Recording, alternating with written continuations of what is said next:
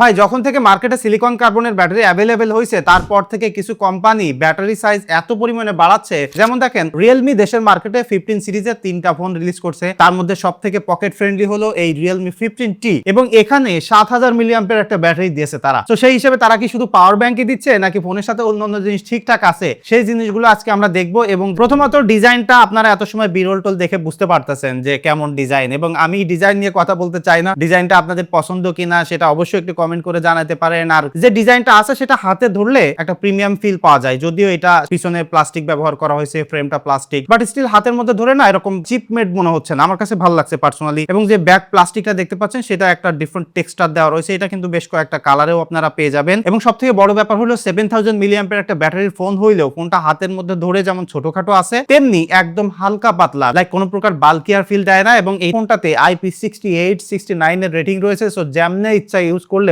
এটাতে পানি ধুলাবালি লাগলেও কিন্তু কিছু হবে না। সো লং টাইম ধরে ব্যবহার করতে গেলে এই জায়গাটা কিন্তু 15T একটা সেফ জোনে রয়েছে। এবং এখানে 6.5 ইঞ্চি যে অ্যামোলেড ডিসপ্লেটা তারা ব্যবহার করছে সেটা কিন্তু 1 বিলিয়ন কালার সাপোর্টেড একটা ডিসপ্লে, এবং এখানে 120 হার্জ এর রিফ্রেশ রেট সাপোর্ট করে, যেটা শুধুমাত্র খাতা কলমে না, লাইক আমরা দেখি যে অনেক ফোনে 120 হার্জ এর 144 হার্জ এর রিফ্রেশ রেট দেয়, অ্যাকচুয়ালি ব্যবহার করতে গেলে ওইটার পটেনশিয়ালিটি আমরা পাই না। সেটা এই ফোনের জায়গায় ভুল প্রমাণ করছে, কারণ কি আমি এটা দেখছি যে মোস্ট অফ দা জায়গায় 120 হার্জ এর রিফ্রেশ রেটটাকে ভালোভাবে ইউটিলাইজ করতে পারছে। তবে বড় ব্যাপার হলো ডিসপ্লেটা যদি সামনে থেকে দেখেন একদম চিন বেজেলটা কম আছে, লাইক টোটালি একটা মডার্ন ফোন এখানে দেখতে পাচ্ছেন। এবং যেখানে ছোট একটা ক্যামেরা কাট আউট রয়েছে, আন্ডার ডিসপ্লে ফিঙ্গারপ্রিন্ট রয়েছে, সিকিউরিটির জায়গা এটা খুব ভালো আছে, মানে রিলায়েবল অ্যাকুরেটলি কাজ করে। তবে এটার ডিসপ্লের প্রোটেকশনটা কি সেটা কিন্তু স্পেসিফাইড না। ডেফিনেটলি ফোনটা কিনলে আপনারা একটা প্রোটেক্টর লাগাই নেবেন, আর কভার টভার তো থাকবেই সাথে। তবে অ্যাকচুয়ালি এই বাজেটে ফোন কিনলে আমরা কিন্তু মোস্টলি দেখা যায় যে সোশ্যাল মিডিয়া ব্রাউজ করতেছি, ইউটিউব ভিডিওটিতে দেখতেছি, মুভি দেখতেছি, গান শুনতেছি, তো তার জন্য কিন্তু কালারফুল ডিসপ্লে দরকার, সাথে একটা ভালো সাউন্ড কোয়ালিটি দরকার। সেই জায়গা থেকে ডিসপ্লেটা ডেফিনেটলি একটা পারফেক্ট ডিসপ্লে, কারণ মুভি দেখতে গেলে বা অন্যান্য জায়গায় আউটডোরে ব্যবহার করতে গেলেও আপনি খুবই কালারফুল এবং ব্রাইট একটা ডিসপ্লে দেখতে পারবেন, বিকজ এখানে 4000 নিট পর্যন্ত পিক ব্রাইটনেস যাইতে পারে। তবে HBM এ কিন্তু 1400 রয়েছে, যেটা মোর দ্যান ইনাফ। এবং এখানে কিন্তু PWDMIO সাপোর্ট করে, সো একটা ভালো ডিসপ্লের জন্য যা যা দরকার তার সবই আছে। এবং যে সাউন্ড কোয়ালিটি আছে সেটা খুবই ইন্টারেস্টিংলি অনেক লাউড আছে এবং ক্লিয়ারিটিও আছে, সাথে স্টিরিও স্পিকার তো রয়েছে। মিডিয়া এনজয় করতে গেলে ইটস এ পাওয়ার হাউস বলতে পারেন। এই ফোনটাতে ব্যবহার করা হয়েছে Dimensity 6400 Max প্রসেসর, যেটা 6 ন্যানোমিটারের একটা ফ্যাব্রিকেশন, তার সাথে 12GB RAM এর ভেরিয়েন্ট আপনারা পেয়ে যাবেন, আর UFS 2.2 স্টোরেজ টাইপ রয়েছে। এবং এখানে কিন্তু Realme UI 6.0 চলতেছে বেসড অন Android 15। এই বাজেটে এই ফোনটাকে আলাদা করছে, এটা একটা জায়গা যে এখানে সফটওয়্যার সাপোর্ট কিন্তু আপনারা 3 ইয়ার্স এর পেয়ে যাবেন, যেটা হয়তো অন্যান্য বাজেট সেগমেন্টের ফোনগুলোতে বা সফটওয়্যার সাপোর্টের জায়গায় পিছিয়ে পড়তেছে। এবং বর্তমান সময়ে সফটওয়্যারটা কিন্তু অবশ্যই গুরুত্বপূর্ণ, আপনারা সবাই কম বেশি জানেন, কারণ হার্ডওয়্যার যত ভালো হোক না কেন সেটা যদি অপটিমাইজেশন সফটওয়্যারের সাথে ভালো না হয়, ফোন থেকে অ্যাকচুয়াল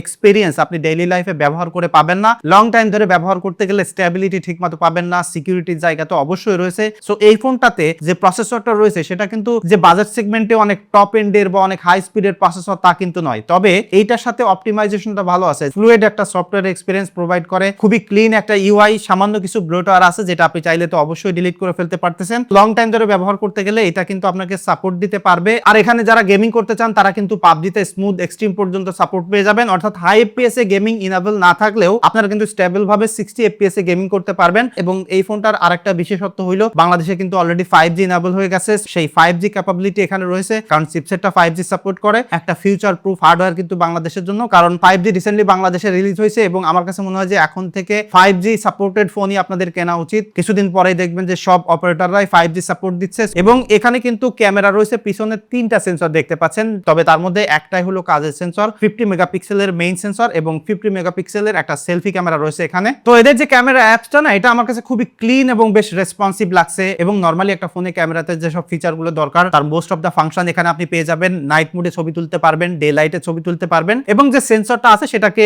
ডিজিটালি জুম করে ডিফল্ট 2x এর ফোকাল লেন্থ পাওয়া যায়, এবং সর্বোচ্চ আপনারা 10x পর্যন্ত জুম করে ছবি তুলতে পারবেন। সো স্ক্রিনে ছবি দেখে আপনারা বুঝতে পারতেছেন যে যথেষ্ট কালারফুল এবং রেডি টু আপলোডের মতো ছবি এটাতে প্রোভাইড করে। এবং লো লাইটে আমি দেখছি যথেষ্ট ব্রাইট এবং ডিটেইলও ভালো প্রোভাইড করছে। তবে আমার এক্সপেকটেশন ছিল যে এই বাজেট সেগমেন্টে যদি আরেকটা আলট্রা ওয়াইড সেন্সরও প্রোভাইড করা যেত তাহলে আরো একটু বেটার হইতো। এবং এখানে পোর্ট্রেট তুলতে গেলে কিন্তু আপনারা ডিফল্ট 1x এর ফোকাল লেন্থ পাচ্ছেন। নরমালি ছবি তুলতে গেলে ঠিক আছে, পোর্ট্রেটের এজ ডিটেকশন ব্লার ঠিকঠাক আছে, ফেসটা একটু স্মুথ করতেছে, ছবি তোলার পরে আপনার কোন প্রকার এডিট করার প্রয়োজন নাই। তবে এক্সপেকটেশন আসলে তো সবসময় আমাদের বেশি বেশি থাকে, যেমন এখানে যদি 2x ডিজিটাল জুম করা থাকতো তাহলে এই যে ফোকাল লেন্থের ডিস্টরশনটা সেটা একটু কম হইতো। এবং এই ফোনটা সব থেকে ভালো লাগছে আমার যে জিনিসটা সেটা হলো সেলফি ক্যামেরা। এবং আমরা কিন্তু এখন ফোন কিনলে অনেক সেলফি তুলি, আমরা কিন্তু অনেক ভিডিও কলে কথা বলি। ভিডিও কলের কথা বলার এক্সপিরিয়েন্স এটাতে ভালো আছে, সাউন্ড কোয়ালিটি ভালো আছে এবং যে নয়েজ ক্যান্সেলিং মাইক রয়েছে সেটাও কিন্তু খুব ভালোভাবে কাজ করে। অনেক নয়েজি এরিয়াতেও কথা বললে উল্টা পাশে মানুষ একদম ক্রিস্টাল ক্লিয়ার শুনতে পারে। এবং সেলফির ডিটেইলটা অসাধারণ পেয়েছি। লাইক মোস্ট অফ দ্য টাইমে সেলফি তুলতে গেলে দেখা যায় যে প্রত্যেকটা সেলফি ভালো লাগতেছে এবং ফেসটা হালকা একটু স্মুথ করে ফেলে, তো একদম ইনস্ট্যান্টলি ছবিগুলো দেখেই ভালো লাগে, কোনো প্রকার এডিট করার প্রয়োজন হয় না।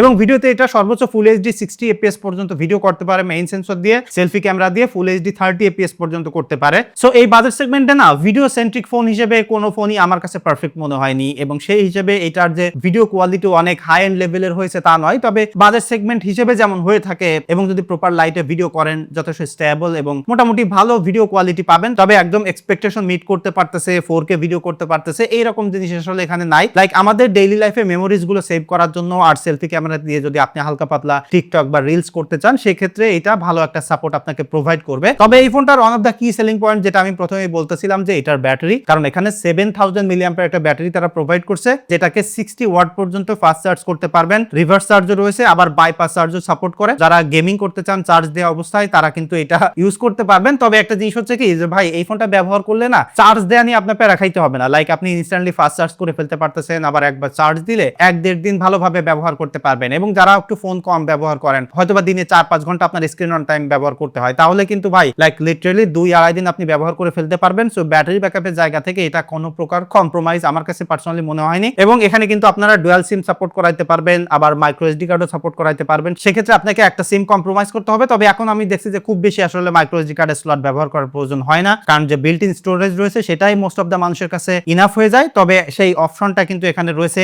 তার পাশাপাশি যেমনটা বললাম সেকেন্ডারি নয়েজ ক্যান্সেলিং মাইক রয়েছে, ইভেন এখানে কিন্তু এনএফসি সাপোর্ট রয়েছে। কিছুদিন আগে আপনারা কিন্তু জানেন দেশের মার্কেটে গুগল ওয়ালেট চালু হয়েছে, সেই ফিচারটাও কিন্তু এখানে ব্যবহার করে ফেলতে পারবেন। So as a feature proof hardware হিসেবে লং টাইম ব্যবহার করার জন্য কিন্তু ডেফিনেটলি 15T একটা গ্রেট অপশন। দেখা হচ্ছে পরবর্তী ভিডিওতে। ধন্যবাদ সবাইকে।